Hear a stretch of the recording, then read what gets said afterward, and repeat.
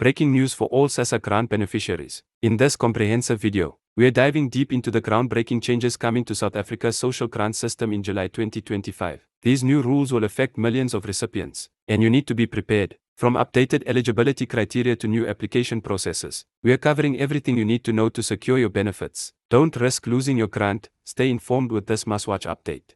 Hello everyone, and welcome back to our channel. If you're new here, make sure to hit that subscribe button and turn on notifications so you never miss our latest updates on Sassa grants and other important social assistance news in South Africa. Today, we are discussing some major changes that Sassa has just announced for July 2025. And trust me, this is information you can't afford to miss.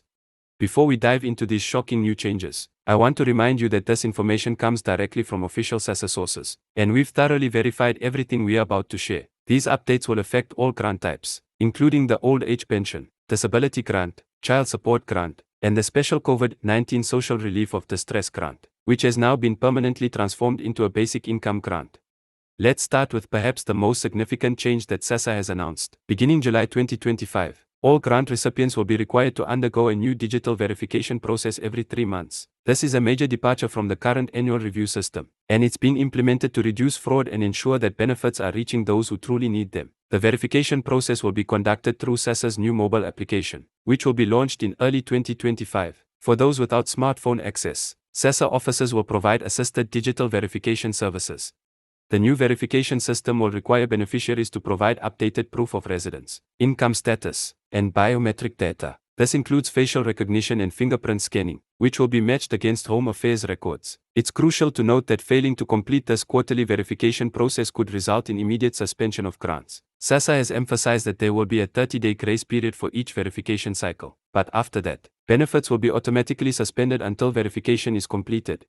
Another significant change involves the income threshold requirements for various grants. Sassa has announced a comprehensive review of the means test, taking into account the current economic climate and inflation rates. For the old age grant, the income threshold will be adjusted to R120,000 per year for single applicants and R240,000 for married couples. This is actually good news for many seniors who previously exceeded the threshold but still struggled to make ends meet. For the child support grant, the income threshold for single parents will increase to R75,000 per year, while for married or cohabiting parents, it will be R150,000 combined annual income. This adjustment aims to provide support to more working families who are struggling with the rising cost of living. However, it's important to note that these increased thresholds come with stricter monitoring requirements.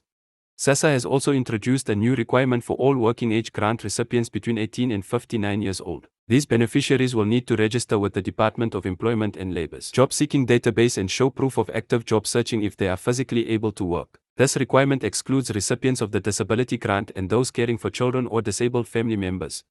The new rules also include a revolutionary change in how grants are paid. Starting July 2025, Sassa will be transitioning to a fully digital payment system. The traditional Sassa card will be phased out and replaced with a new digital wallet system that can be accessed through smartphones or special Sassa-issued devices for those without phones. This change aims to reduce fraud and make payments more efficient, but it also means that beneficiaries need to prepare for this transition. For those receiving the disability grant, there are significant changes to the assessment process. Sassa will implement a new standardized disability assessment tool that will be used across all provinces. This tool will provide more consistent evaluations but may also mean that some current recipients will need to undergo new assessments. The assessment will now include both medical and functional capability evaluations, providing a more comprehensive view of the applicant's ability to work. One of the most shocking changes involves the introduction of a skills development requirement for certain grant recipients. Working age beneficiaries who have been receiving grants for more than 2 years will be required to participate in government-sponsored skills development programs. These programs will be provided free of charge and will include various vocational training options. While this may seem challenging for some, it's designed to help recipients become more self-sufficient in the long term.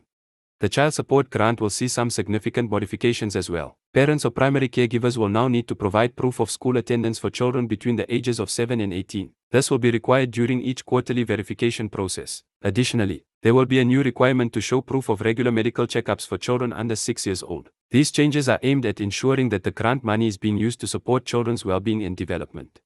Sassa has also announced changes to the appeal process for rejected applications or suspended grants. A new online appeal system will be implemented, allowing applicants to submit appeals digitally and track their progress in real time. The appeal process will now have strict timelines, with Sassa required to respond within 30 days of submission. This is a significant improvement from the current system, which often leaves applicants waiting for months without resolution. Another important change affects recipients who live outside of South Africa for part of the year. New rules will require beneficiaries to notify Sassa if they plan to be outside the country for more than 30 days. Failure to do so could result in grant suspension. This rule is being implemented to ensure that grants are being used within the South African economy and to prevent potential fraud.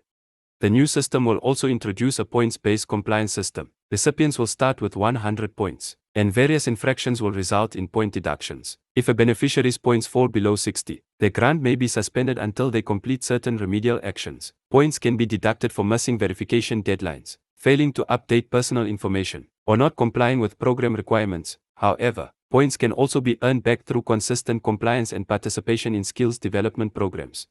For elderly recipients, Sassa is introducing a new support system that includes regular home visits for those over 75 years old. These visits will be conducted by social workers who will assess living conditions and ensure that the elderly are not being exploited or abused. This service will be mandatory for recipients living alone and optional for those living with family members. The Basic Income Grant, which replaced the COVID-19 SRD grant, will have its own set of specific requirements. Recipients will need to demonstrate active participation in community service or skills development programs for at least 10 hours per month. This requirement aims to ensure that the grant serves as a stepping stone to economic participation rather than creating dependency. Sassa has also announced changes to the payment date system. Instead of the current staggered payment approach, all grants will be paid on the same day each month, with recipients assigned to specific time slots based on their ID numbers to prevent system overload. This change will be gradually implemented over 3 months to ensure a smooth transition. For recipients with disabilities, Sassa is introducing a new transportation allowance. This additional amount will be calculated based on the distance between the recipient's home and essential services like hospitals and Sassa offices. However, to qualify for this allowance, recipients will need to provide proof of their regular medical appointments and other essential travel. The new rules also include stricter regulations regarding bank accounts used for grant payments. Recipients will only be allowed to use bank accounts in their own name, and joint accounts will no longer be accepted. This change aims to prevent fraud and ensure that grants reach the intended beneficiaries. Sassa will work with major banks to provide low-cost or free bank accounts specifically for grant recipients. Another significant change involves the introduction of a grant graduation program. This voluntary program will provide additional support and incentives for recipients who wish to become financially independent. Participants will receive access to additional training, job placement services, and even small business startup support. Those who successfully complete the program and become self-sufficient will receive a one-time graduation bonus. Sassa is also implementing new technology to monitor grant usage patterns. While this won't restrict how recipients can spend their money, unusual patterns may trigger a review to ensure grants aren't being misused or fraudulently accessed. This system will use artificial intelligence to detect potential fraud while respecting recipients' privacy and dignity. For caregivers receiving grants on behalf of others, new responsibilities will be introduced. They will need to submit quarterly reports on the well-being of their dependents and provide evidence that the grant money is being used for its intended purpose. This applies particularly to caregivers of children and persons with disabilities. The new rules also address the issue of deceased recipients. Sassa will now have direct access to Home Affairs death records, allowing for immediate grant cancellation upon a recipient's death. Family members who fail to report deaths and continue to collect grants will face severe penalties, including possible criminal charges. Sassa is introducing a new emergency grant provision for crisis situations. This will allow for temporary additional support in cases of natural disasters, medical emergencies, or other unforeseen circumstances. However, strict criteria will apply, and all emergency grants will require thorough documentation and verification. The organization is also implementing new measures to protect vulnerable recipients from exploitation. This includes mandatory financial literacy training for new recipients and the appointment of grant protectors for recipients who are at risk of financial abuse. These protectors will help monitor grant usage and ensure that the funds are being used appropriately.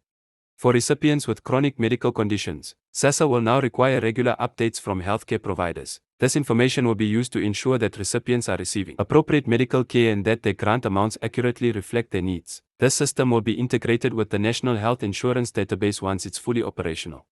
The new rules also include provisions for grant recipients who want to start small businesses. Sassa will provide special dispensation for income earned from small business activities, allowing recipients to gradually increase their income without immediately losing their grants. This is designed to encourage entrepreneurship and self-sufficiency. Another important change involves the introduction of a grant recipient support hotline. This 24/7 service will provide assistance with technical issues, answer questions about the new rules, and help recipients navigate the digital verification system. The hotline will be available in all official South African languages.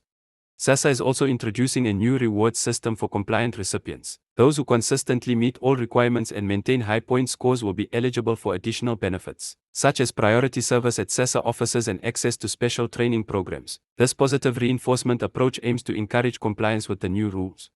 For recipients living in rural areas, Sassa will implement special provisions to ensure they can comply with the new requirements. This includes mobile verification units that will visit remote areas regularly and alternative verification methods for areas with poor internet connectivity.